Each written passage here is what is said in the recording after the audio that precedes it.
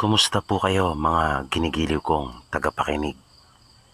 Muli po ay narito tayo para sa isa na namang kwento ng kababalagan.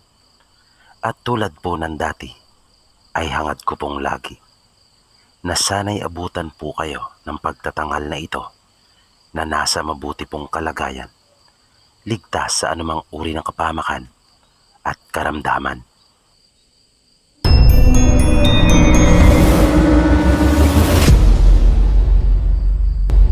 Magandang gabi sa iyo, Sir PB. Ako nga po pala si Romnick. Isa rin sa inyong masugid na tagapakinig. Gusto ko lang rin ibahagi sa inyong programa yung tungkol sa karanasan ng yumao kong ama. May ikinuwento kasi siya sa akin noon. Ayon sa kanya, 15 anyo siya na mangyari ang nakakatakot niyang karanasang ito. Pinakiusapan ang kanyang magulang noon na kung maaari ay hihiramin muna siya upang may makasama ang asawa ng kanyang tiyuhin sa gabi. Dahil sumasama ito sa pangingisda. Buntis pa naman ang asawa nito noong mga panahong iyon. Ang dati kasi nitong kasama sa bahay ay yung nakababatang kapatid. Kaya lang, sa di malamang dahilan, ay bigla na lang nagpaalam sa kanila at umuwi na ito doon sa kanilang mga magulang. At dahil sa bunsong kapatid ng kanilang amang kanyang tiyuhin at talagang magkasundo sila nito, kung kaya pumayag naman ito na ipahiram si tatay. Kaya, kinabukasan din noon ay isinama si tatay ng kanyang tiyuhin sa bahay nito. Bali nasa kabilang bayan sila naninirahan noon. Payak lang ang uri ng pamumuhay noon doon sa kanila, na para bang ang pinakahangad lamang ng mga tao ay ang makakain sa araw-araw ay ayos na. May raos lang ang maghapon ay sapat na iyon sa kanila, na para bang wala talaga silang mga pangarap sa buhay. Kaya nga si tatay kahit elementarya ay hindi man lang ito nakatapos. Lagi kasi itong katukatulong ng kanyang mga magulang sa kanilang mga gawain sa araw-araw. Nang dumating sila tatay sa bahay ng kanyang tiyuhin, ay napansin niyang napakalaki na ng tiyan ng asawa nito, na sa kanyang palagay ay di na magtatagal at manganganak na.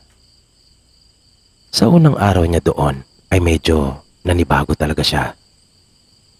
Naiilang siya sa kanyang tiyahin para kasing may pagkamataray ito, na bihirang kumibo at pakiramdam niya ay laging nakatuon ang paningin nito sa kanya. Kaya nang kumain sila ng tanghalian ay hindi siya nakakain ng mabuti. Nahiya siya dahil baka magreklamo ito sa lakas niyang kumain. Kung kaya, pinigilan na lang muna niya ang kanyang sarili. Siya na rin ang nag-asikaso ng kanilang pinagkainan. Masipag naman kasi si tatay at sanay sa halos lahat ng gawain. Kahit mga gawaing bahay ay alam niyang gawin. Kinagabihan ay maaga silang naghapunan at matapos makakain, mag-aalas 7 pa lang ay nakita niyang naghahanda na ang kanyang tiyuhin. Sasama uli ito sa pangingisda. Wala kasi siyang sariling bangka, kaya sumasama lamang ito sa kanyang mga kaibigan at kumpare. Bago umalis ang kanyang tiyuhin ay muli pa itong nagbilin sa kanya. Kaya bago siya nahiga ay sinigurado niya munang nakasarang mabuti yung kanilang pinto at bintana. Sabi ni tatay nang nakapikit na siya ay mayroon siyang narinig na tila ba may huminga. At sa tingin niya ay nasa ilalim lang iyon ng sahig. Kaya agad siyang napadilat Ngunit hindi siya muna kumilos. Nakiramdam pa muna siya. Muli niya iyong pinakinggang mabuti. At tama nga siya. Ang kanya uling marinig ang mahinang tinig na iyon. Kinilabutan siyang bigla. Dahil naisip niyang mayroon ngang nasa silong nila.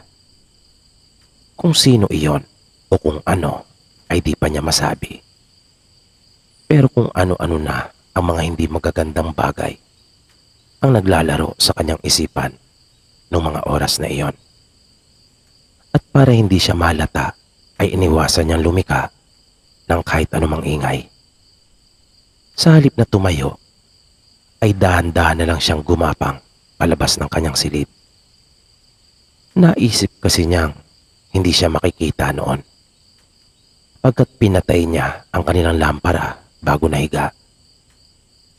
Nagpunta siya doon sa pinakasala ng bahay na wala namang ibang naroon maliban sa lamisetang yari din sa kawayan at dalawang mahabang upuan. Nagkubli siya sa haligi at doon siya pasimpleng sumilip sa silong ng bahay. Noong una ay wala siyang nakitang anumang naroon. Pero nang unti-unti nang masanay sa dilim ang kanyang mga mata, ay may naaninagan siya. Ngunit hindi pa niya matiyak kung ano talaga iyon. Dahil sa hindi niya makita ang itsura nito, maging yung kabuong figura noon.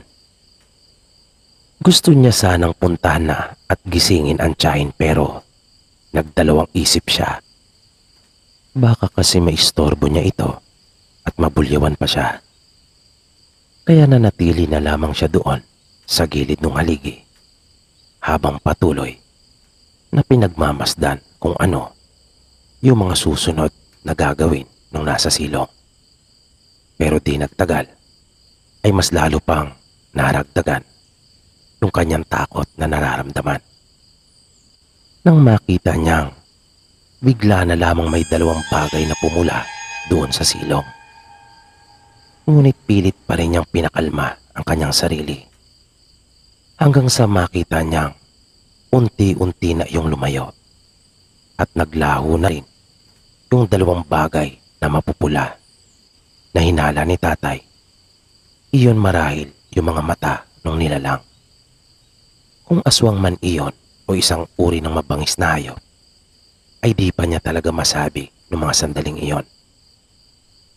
Matapos ang pangyayaring iyon, ay bigla siyang nakarinig ng malakas na pagkalabog. At nagmula iyon sa silid ng mag-asawa. Bigla niyang naalala ang kanyang tiyahin na ibinilin pa naman sa kanya ng tiyuhin na kanya itong bantayan. Bigla siya nag-alala para sa kaligtasan nito. Kaya tumayo siya at agad na tinungo ang silid nito. Nakasara ang kawayang pinto noon. Kung kaya, kanya na lang itong sinilip. Gusto niyang malaman kung ano ang dahilan ng malakas na pagkalampag na iyon sa kanilang silid. Pagsilip niya ay nakita niya namang tulog na tulog ito. Kaya para siyang nabunutan ng tinik at nakahinga na ng maluwag. Nang malaman niyang ligtas naman ang kanyang tiyahin, bumalik siya sa may sala at naupo na lamang sa isang mahabang upuan na naroon. Sumandal siya sa dingding at di na niya namalayang nakatulog na pala siya doon. Nagising na lamang siya ng mga madaling araw nang kanyang marinig ang malakas na tinig ng kanyang tiyuhin. Tinatawag nito ang kanyang pangalan at pinabubuksan ang pinto. Bagya pa siyang naalimpungatan dahil doon. Kaya mabilis na kumabog ang dibdib niya. Nang maimasmasan, ay pupungas-pungas pa siya ng pagbuksan ng pinto ang kanyang tiyuhin. Panandalian niyang nakalimutan yung mga nangyari nang makita niya yung malalaking isda na dala nito. Kahit paano, ay napalitan ng tuwa yung takot na kanyang nararamdaman. Bunga nung nilalang na nakita niyang nasa kanilang silong. Napagdesisyonan niyang wag na lang muna sabihin sa kanyang tiyuhin yung tungkol sa kanyang nakita. Naisip niya kasing hindi iyon makabubuti. Tutal naman, ay walang nangyaring masama sa kanyang tiyahin. Naging payapa naman at walang nangyaring kakaiba yung mga sumunod na gabi. Hindi na rin muna sumama ang tiyuhin ni tatay sa kanyang mga kaibigan para mangisda. Dahil kumpleto na daw ang mga ito. At dahil sa marami pa naman silang ulam, kung kaya hindi naman iyon problema. Pero nang sumunod na gabi kung saan ay sumama na muli ang tiyuhin ni tatay sa pangingisda, ay muling naulit yung naranasan niyang iyon. Tulad nung una, kasalukuyan na umano siyang natutulog noong mga oras na iyon. Nang may maramdaman siyang parang mayroong nasa labas ng bahay. Kaya nagmulat siya ng mga mata at nakiramdam. Pero nanatili lang siyang nakahiga pa rin. At nang marinig nga niya at masigurong mayroong nasa labas, ay maingat siyang gumapang palabas ng tinutulugan niyang silid. At pagdating niya sa sala, ay tsaka siya tumayo. Sumilip siyang muli sa silong. Sinanay niya muna ang kanyang paningin sandali sa dilim. Pero wala siyang naaninagang naroon. Pinuntahan niya ang silid ng kanyang tiyuhin upang silipin ang tiyahing natutulog doon. Pero laking gulat niya nang hindi niya ito makita. Nagtaka siya kung saan ito nagpunta. Biglang tumibok na mabilis yung kanyang puso. Kinabahan talaga siya. Muli niyang narinig yung mga alingas-ngas. Pinakinggan niya iyong mabuti. Nang malaman niya kung saan iyon nagmumula, ay sumilip siya sa dingding. At nanlaki ang kanyang mga mata. Halos hindi pa nga siya makapaniwala nang makita niya ang asawa ng kanyang tiyuhin na may kayakap na iba. Nakaramdam siya bigla ng galit. Pero ang galit na iyon ay nahaluan pa ng matinding hilakbot. Nang makita niya yung mga kamay na humahaplos sa katawan ng kanyang tiyahin, na naglalakihan ang mga ugat noon at may mahaba at matutulis na mga kuko.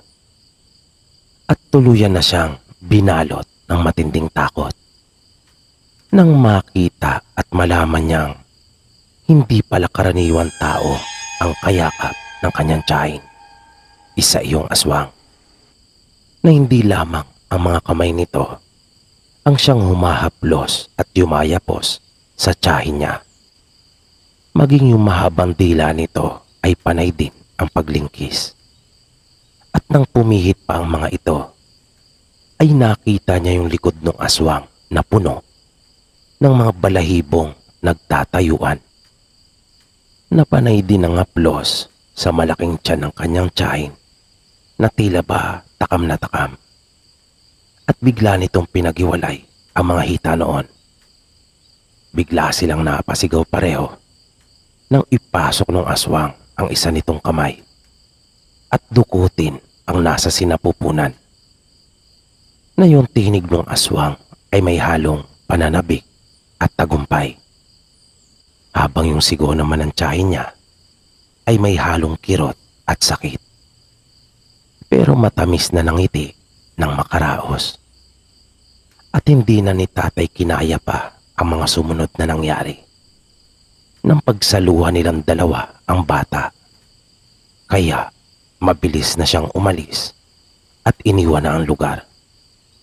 Lakas loob niyang tinahak ang madilim na daan pabalik sa kanila. Nang dumating siya sa kanilang bahay ay tirik na ang araw. Agad niyang ikinuwento sa kanyang mga magulang yung kanyang nasaksihan. Halos hindi rin sila makapaniwala pagkat kilala umano nilang mabait at tahimik ang asawa ng kanyang tiyuhin. Ngunit hindi nga imposibleng magbago ito, lalo na kung nahawaan na nung aswang nito na kalaguyo. Kinahapunan ay dumating din sa kanilang bahay ang kanyang tiyuhin. Nag-alala ito na hinahanap siya. Ibinalita rin ito sa kanila yung masamang nangyari sa kanyang mag-ina. Wala na raw yung kanyang anak pagkat nakunan ang kanyang asawa. Nagkatinginan sila tatay at mga magulang niya. Nakaramdam sila ng awa sa kanyang tiyuhin. Pero kailangan itong malaman kung ano yung totoo. At kanila na ngang ipinagtapat dito yung totoong nangyari na hindi nakunan ang kanyang asawa. Halos mabaliw sa sobrang galit at sama ng loob ang tiyuhin ni tatay. Pinayuhan nila itong manatili na muna doon sa kanilang bahay. Pumayag naman ito. Kinabukasan, pagkagising ni tatay, ay nagulat siya nang makitang paparating ang magkapatid. Nagtaka siya kung saan galing ang mga ito. Hindi niya alam na umalis pala sila. Nang magtanong si tatay sa kanyang ama, ang tanging nasabi na lamang nito ay kanila nang nakamit umano yung hustisya. Na sa pagkakaunawa daw ni tatay ng mga oras na iyon, ay kanila nang naipagiganti yung kaapihang dinanas ng tiyuhin niya. Maging yung mapait na kapalaran na sinapit ng kanyang anak sa kamay ng asawa at kalaguyong aswang.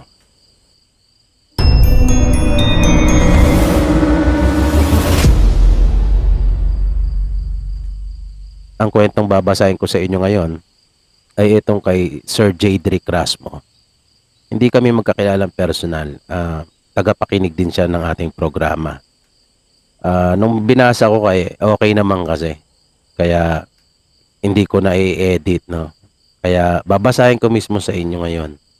Unedited to. Kung may mga mali, pagpasensyahan nyo na. Wala nang edit po ito. Hindi na po natin patatagalin pa. Ito po ang sabi ni Sir J. Rasmo. Personal niyang karanasan. Dear Sir PB, dito ko na lang po isi-share ang aking kwento tungkol sa karanasang aswang. Tawagin nyo na lang po akong Jay. Ako po ay lumaki sa Northern Negros sa lugar ng aking ina. Hiwalay na kasi magulang ko. Ako po ay lumaki na di naniniwala sa mga aswang dahil lagi po kaming nagsisimba. Sa lugar namin ay kalat ang mga kwento tungkol sa aswang at inaamin ko po na matatakutin po ako kahit di ko naman pinaniniwalaan ang mga ganyang bagay. Isang araw, nabalitaan ko po na ang aking tiyuhin na kapatid ni mama ay pupunta sa kabilang baryo dahil kinontrata siya ng kanyang kaibigan na mag-uling.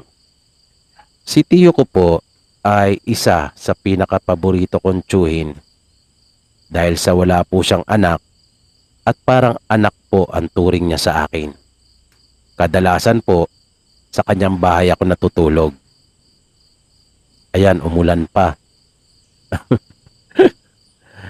Tito Negro tawag namin sa kanya dahil sa maitim ang kanyang balat. Magkakaroon ng mga static ngayon to kasi umulan masasagap ng mic. Tuloy po natin. Wrong timing naman tong paraan ng pagkukwento ngayon. Lakas ng ulan mga kasaging. Saan na ba ako? Ito na, sige tuloy po natin. Sinabi ko kay Tito Negro na sasama ako sa pangunguling dahil wala naman na kaming pasok sa susunod na linggo. Pumayag naman siya at sinabi na buti daw na sumama ako dahil medyo malaki ang kanyang gagawing ulingan. Agad po kaming nag-impake at nagdala ng mga gamit pang uling tulad ng pala, wasay at itak. Ang wasay po ay palakol po iyan, pagkakaalam ko. Nagbaon din kami ng bigas at lutuan. Nung dumating po kami sa lugar na kung saan kami po ay mag-uuling, ay nakausap ni Tiyo ang kanyang kaibigan na nagkontrata sa kanya at itinuro ang mga puno na aming pwedeng putulin at uulingin. Sinamahan din kami at tinuro kung saan may maliit na kamalig sa di kalayuan sa aming uulingan na pwede po naming tulugan. Bali 2 araw po kaming nagputol ng mga puno at naghakot para i-file yung mga kahoy. Sanay po kami sa lamig paggabi kaya wala pong problema nung nakaraang 2 gabi. Sinimula na ni Tio na tabunan ang mga kahoy ng dahon ng saging at saka lupa sa ibabaw. Sindihan at sinigurado na di dapat lulusot ang usok sa tinabon na lupa. Dapat ang usok ay sa gilid lang. Pagkatapos po ay bumalik kami sa kamalig at naghanda ng hapunan. Alam kong pagod na pagod si tito ko kaya nung pagkatapos namin kumain ay nagpahinga at nakatulog agad si Tio. Ako po ay medyo inaantok na rin pero iniisip ko ang ulingan. Bawal pabayaan yung kasi pag sisingaw yon ay tiyak magiging abo po ang uling. Tanaw sa kamalig ang ginawa naming uling kaya di po ako takot puntahan iyon. Bitbit ko ang itak at sulo ay pinunta ng ulingan para i-check kung okay pa ang mga stick sa gilid at siguraduhin walang singaw sa taas. Nang malapit na ako sa ulingan ay may naaninagan po akong isang malaking asong itim. Sa tansya ko ay 10 metro sa ulingan. Ang mata ng aso ay parang maliwanag na namumula. Di ko po pinansin masyado dahil akala ko po ay aso po yon ng kaibigan ni Tio. Ngunit pansin ko po ang paglalaway nito at dahan-dahang lumalapit sa akin. Aaminin ko po, sobra po ang kaba ko dahil nung tumayo po yung aso, ay doon ko po nakita kung gaano po ito kalaki. Wala po akong ibang naisip kundi hawakan ng aking itak at dahan-dahan po akong umatras. Sisigaw sana ako pero ang asong malaki ay umaangil na handang lundagin po ako. Nung akmang lulundag na ang aso ay napasigaw po ako sa sobrang takot. Di ko po maipaliwanag ang pakiramdam na sobrang takot na naihipa sa aking short. Pinasiwas ko po ang itak pero sobrang lakas na natumba pa nga po ako at ang bilis po umilag nung aso. At nakalmot pa po ang kanang braso ko. Sa pagkakataong iyon ay akala ko po ay di na ako sisikatan ng araw. Napapikit na lang po ako nung kagatin na sana ako. Ngunit narinig ko po ang asong biglang nasaktan at kumaripas po ito ng takbo. Sobrang hinang-hina po ako at nakita ko po ang chewing ko. Nabitbit ang wasay na may bakas pa ng dugo. Si Tio pala ay nagising nung naramdaman niya na wala ako sa kanyang tabi. At pinuntahan ako sa ulingan dahil di raw ako nakabalik agad. Kitang-kita niya daw yung asong sasakmal na sana at buti na lang daw dala niya yung wasay dahil di niya mahanap ang itak niya na dinala ko po. Sabi ni Tio kung mabubuhay pang asong yon ay siguradong bali daw ang buto nun sa likod dahil sa lakas ng pagwasay niya. Kinaumagahan, kinuwento ni Tio sa kaibigan niya ang nangyari sa amin. At sabi ng kaibigan niya na usap-usapan daw yung panggagambala ng aswang sa kanilang lugar. Pero siya din mismo ay di rin pala naniniwala sa aswang. Nang sumunod na araw ay may isang taong di kilala sa lugar na natagpo ang patay sa gilid ng tubuhan na may malaking sugat sa likod. Di po ako sigurado kung totoo po talaga ang mga aswang pero Pagkatapos po nung kasi ay wala na daw yung panggagambala ng aswang sa kanilang lugar. Sa ngayon, may bakas pa ang kanang braso ko dahil sa kalmot ng asong yon. At parang isang masamang panaginip lang ang mga pangyayaring iyon. Yan lang po Sir PB ang kwento ko at salamat po. At sana ay magustuhan nyo. At dyan po nagtatapos ang kwentong itinampok natin sa pagkakataong ito na nagmula po kay Sir Jadrick Rasmo. Kaya sa mga nagtatanong po kung totoong ipinapadala sa atin yung mga kwentong ibinabahagi natin dito, ay totoo pong ipinapadala yan. Kaya lamang ay inaayos pa muna natin bago ko po iparinig sa inyo. At dito po nagtatapos ang itinampok nating kwento para sa gabing ito. Nawa ay inyong nagustuhan at patuloy nyo pa sanang subaybayan ang mga susunod pa nating kwento dito lamang sa Mga Totoong Kwento ng Kababalaghan. Maraming salamat po at hanggang sa muli.